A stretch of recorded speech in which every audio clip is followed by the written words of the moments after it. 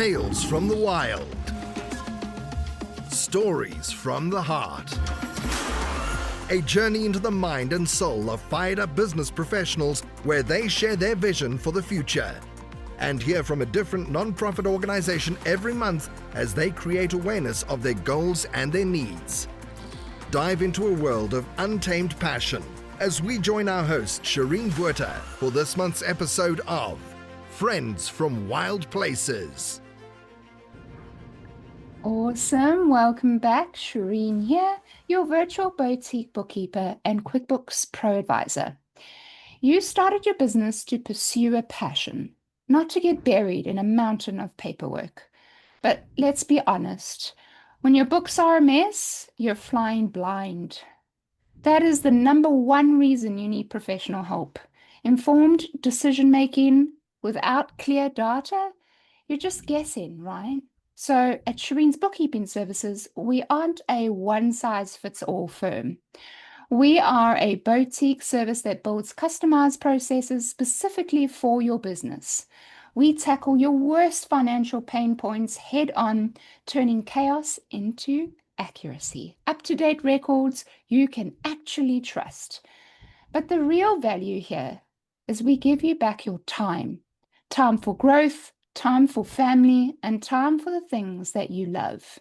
Because at Shireen's Bookkeeping Services, we do your books so you can do life. Ready to breathe easily? Why don't you visit shireensbookkeeping.com today and get to know us a little bit more. Welcome back, listeners. You are listening to Friends from Wild Places with myself, Shireen Buerta, and my amazing co-host, Tanya Skotesi. Welcome. Hey, Tanya, how you doing? Oh, doing okay over here, Shireen. Just doing life. What do we say? Doing life. It's Right. busy, crazy, but we do the best we can. It's like buckle up and off we go. But yeah, happy to be here this morning and super excited for our guest. Lovely. Thank you. Tanya, would you mind mentioning to the listeners a little bit about our extra bonus content if they want to get to know us on a deeper level? Sure, sure. So at Friends from Wild Places, we put out a monthly podcast with our featured guests. But in addition, we also have behind the scenes, behind the firewall. For as little as $5 a month, you can subscribe and get all the juicy content, raw, unedited, on topics that maybe you have more of a curiosity about. So feel free to subscribe. And as always, if you have topics that you'd like us to dive deeper on, please drop Shireen or myself a line, and we'd be happy to get your topic on the podcast or behind the scenes podcast. Right. Thank you, Tanya. I appreciate that. Please do, guys, there behind the firewall, that's really a place where we get more acquainted with some real life issues that we've faced and how we got over them as women in the world of business and entrepreneurship. So I'm excited to hear more about that. But let's move on to introducing our amazing guest here. So this is Franklin Moyle. Storytelling is his passion, expressed through drawing, writing, and public speaking. He's the author, and I'm not going to say the names. I would have to actually roll down because you actually did say it in English.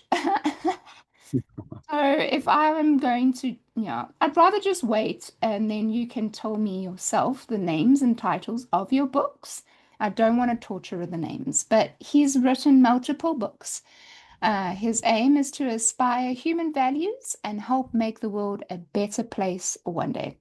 Originally from Venezuela, he moved to France in 2010 on a student visa to learn a language. Since then, he has specialized in hospitality and tourism, gaining valuable experience with companies such as Disneyland Paris, Marriott Vacation Club, Manotel, and currently EasyJet Switzerland, where he works as cabin crew. His real name is Franklin Javier. Did I say it right? Good. Javier Moya Gonzalez. Wow, what a name. Though he is What a long known artistically as J. Franklin. So we'll stick with J. Franklin, right? Or just name. Franklin. Franklin is mine. Welcome. So good to have you on the show. Well, thank you, Sharon and Tanya, as well, for having me here. And I mean, it's a pleasure. I'm going to be honest to you. This is my first time doing a podcast. Do you imagine how nervous I am at this moment? And Yeah. actually, since it's all in English, this is not my native language. And I've been practicing it like for many years, like since I was 16 years old. And I'm still having this accent, and I get, just a little bit nervous every time I have to speak in English. My God. But here I am, and I believe that I have something to say. And then I really want to thank you for that, for giving me that space in your platform.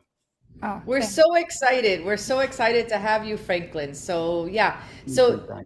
I would just rest assured you're in a safe space. And at Friends from Wild Places, it's also a safe place to share your story and be able to collaborate and talk and get your mission and vision out to our listeners and really just tell your story. So we'll take it one step at a time, but we are very, very excited to have you with us. Oh, absolutely. thank you. I am more excited than you girls for being here. Yeah, agreed with Tanya. I think this is absolute. This is why we created this space. It's so that you can feel safe and protected to share your heart and know that you're not going to be judged. This is not the place for that. This is the place to inspire, right?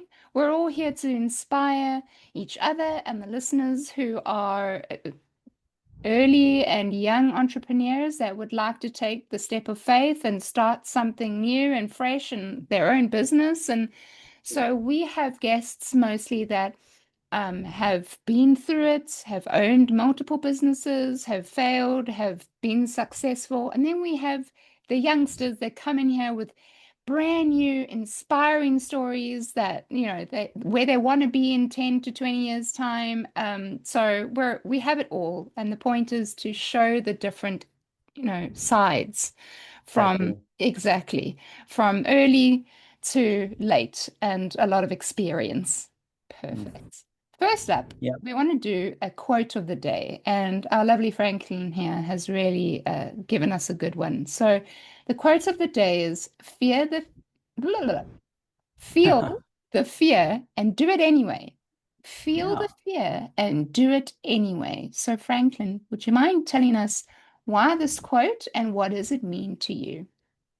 Well, actually, I read the quote like years ago. I'm talking like 15 years before, and then it got me immediately. I was like, feel the fear and run away. Just this is so powerful and so simple at the same time. And I believe this is something that I've been doing unconsciously. And even though I'm afraid of doing something, I'm gonna do it, and I'm just gonna go ahead and try. And then I found out that it is a book by Susan Jeffers. And I was like, wow, I got the book, I read it, and changed my life.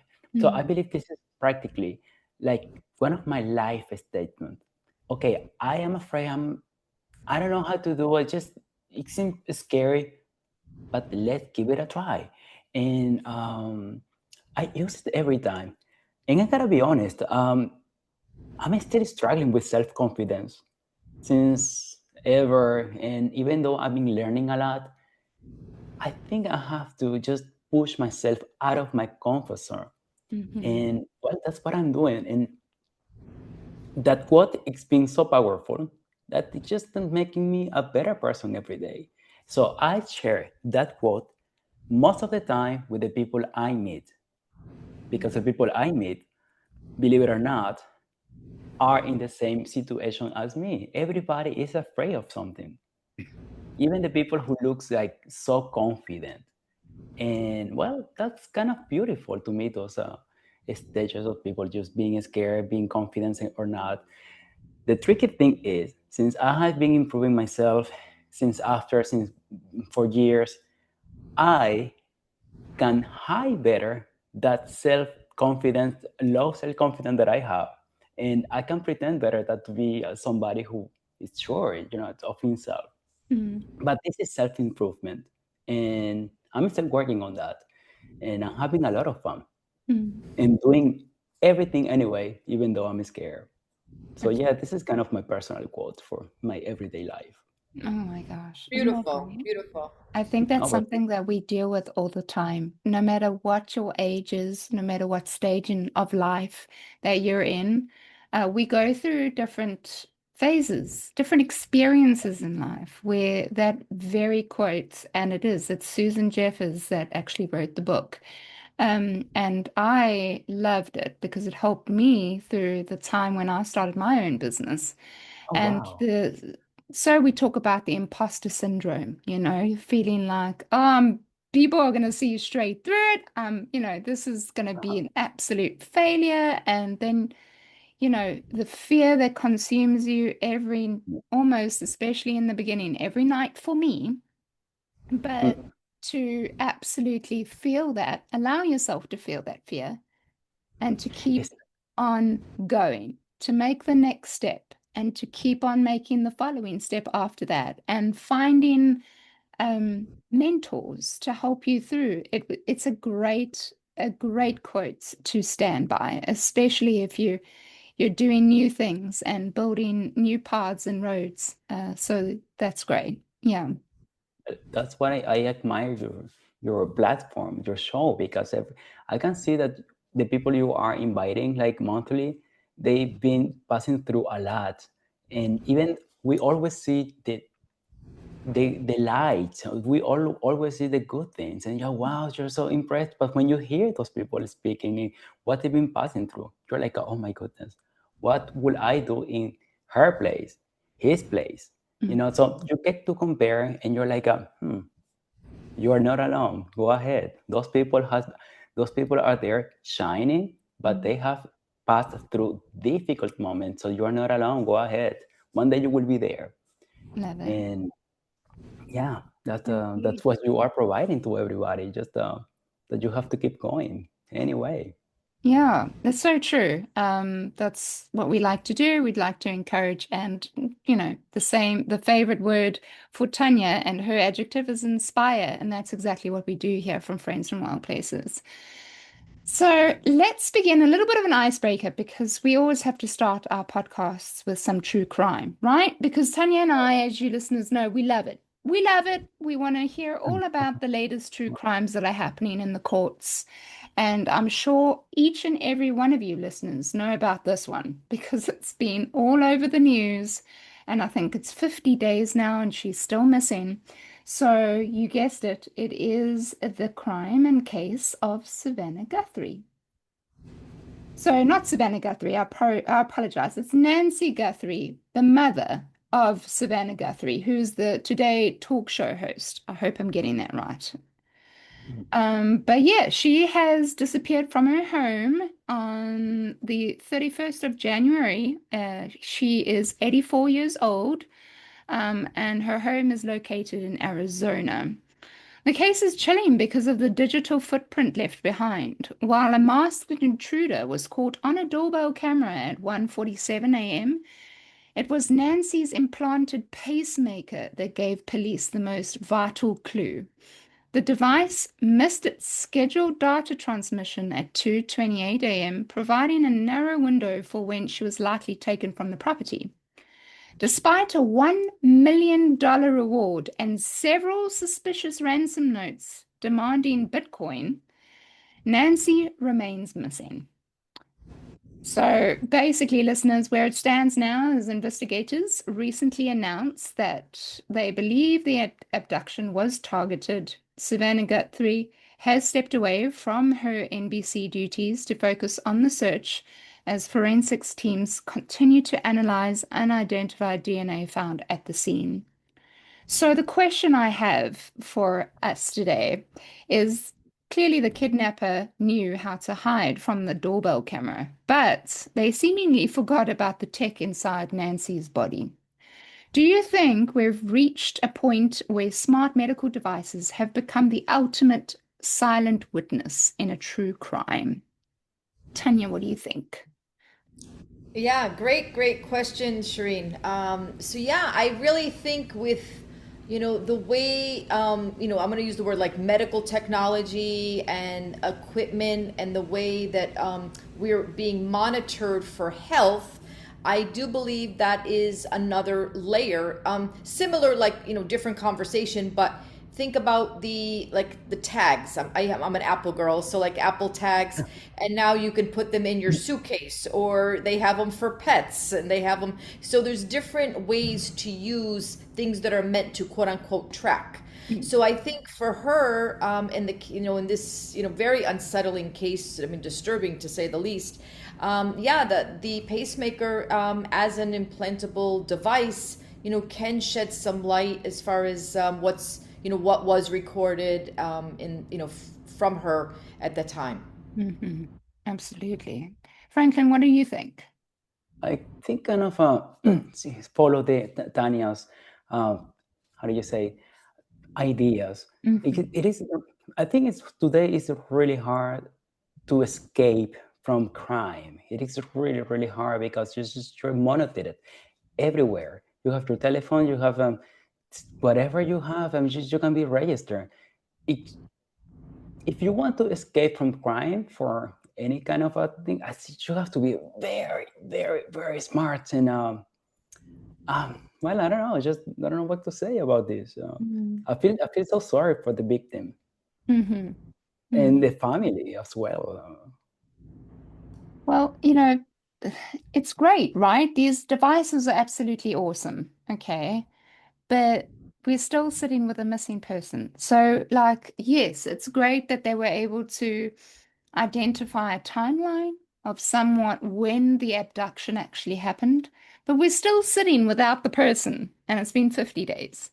So, I think it gives light, and I'm very grateful for that. And I absolutely agree to what Tanya was saying and what Franklin was saying is definitely helping us understand better the timelines of when crimes actually occurred. But does it actually, at the end of the day, help us find the person that's gone missing or murdered or, whatever the case may be? So far, no, we haven't, unless I don't know if you know of a case, Tanya, that's happened as of today where the actual medical device actually found the person. I haven't heard of that yet. No, I'm not aware of that, but I think, if we look at, I always like to educate in the form of tools, right? So for those that are like construction people, think of it like a toolkit. And those of you that are more the mermaid folks, think of it like a mermaid chest, right? So in our toolbox or our chest, we have, for, let's say, investigation for crimes, many different things to use to investigate. For example, cell phones, and then, you have cameras, and you have, public cameras out there, Ring cameras, very popular here in Florida. So I think it's one additional layer. Is it by itself foolproof? No. But could it help? Most definitely. So I think when we look at situations, the more the better, and from different modalities. And even one question that I still am surprised about, I mean, I've seen the YouTube videos from her home, and I've seen the area, like the neighborhood. What I'm surprised at is most people, right, have some type of either camera or some type of security device, with the security in their home. I'm surprised that, and maybe there are things that we don't know about. So that's how I'm going to express it in that level. But I'm just surprised that there's not more, even with the gentleman that appeared, as you said, at the front door with the mask on. I'm surprised there's not more tracking even on him, even from other cameras in the area, right? Outside of her own device. So I was just surprised that there's not being more like, oh yeah, they saw him flee here. So I guess when you look at it, to me, anything that we can do to help solve a crime is always good. Does it guarantee anything? No, of course not. Of course. Yeah. So true. So true. All right. Franklin, you want to say something? Yeah. Yeah, go ahead, Franklin. I'm just thinking about this, what happened. Maybe I misunderstood a little bit, but I truly believe that it's really hard to not be followed and tracked. Maybe it's just a matter of time, and I hope it's gonna be just a matter of time. So let's wait and see. I see myself now looking act this case after this intervention. But I'm gonna find out a little bit more now about Yeah. this. It is very interesting. You should actually have a deeper dive. I mean, at first I was like, it's the brother and the sister. They have, absolutely kidnapped and murdered their own mother. Like I was Oh so yeah. involved in this case. And look, it's died down and it's gone a little cold. But I still absolutely hope that they find the mom alive. Do I really believe she is alive? No, unfortunately, she is. Again, if you look into all the details, she was on a lot of medication. She had a heart pacemaker. There were certain medications she had to have at certain times. And if she doesn't take those medications, it could be life-threatening. It's now been 50 days. And I'm not sure, I don't believe that those medications were there to be taken. So I don't know if she's still alive, but let's hope for the best. All right. This brings us to the next part of our podcast, and that's a little bit about you, Franklin. Tell us a little bit about who you are and a little bit about your background. We would love to get to know you a bit better. Well, thank you. Sorry. So I just like you mentioned before, I'm from Venezuela. I came to France when I was 25. Actually, what brought me here was actually having a dream of learning a new language and living in Europe, And of course, something that got me, that hit me, was what we were living in Venezuela at that moment. Economy was collapsing and everything was just falling apart.